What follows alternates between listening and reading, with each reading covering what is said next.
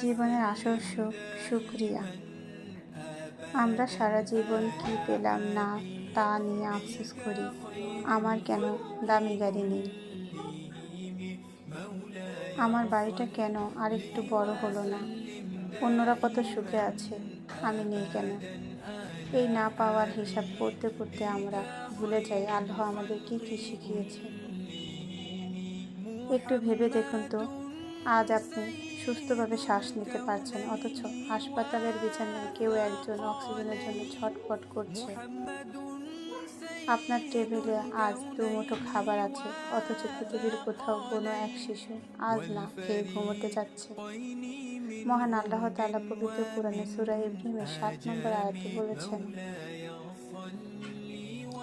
যদি তোমরা কৃতজ্ঞতা প্রকাশ করো তবে আমি অবশ্যই তোমাদের নিয়ামত বাড়িয়ে দেব।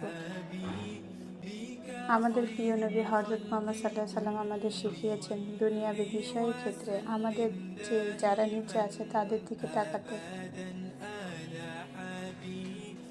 এতে নিজের যা আছে তার প্রতি অসন্তুষ্টিত আসে না।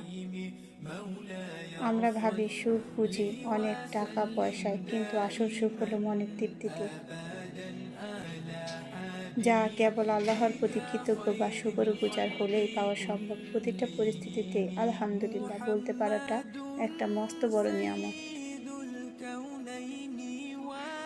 তাই আসুন অভিযোগ করা বন্ধ করি। আজ থেকেই জীবনের ছোট ছোট নিয়ামতগুলোর জন্য আল্লাহর কাছে কৃতজ্ঞতা প্রকাশ করি। দিন শেষে অন্তত একবার বুক চিরে বলি, আলহামদুলিল্লাহ, সকল প্রশংসা আল্লাহর। আল্লাহ আমাদের সবাইকে তার কৃতজ্ঞ বান্দা হওয়ার তৌফিক দান করুন। আমিন।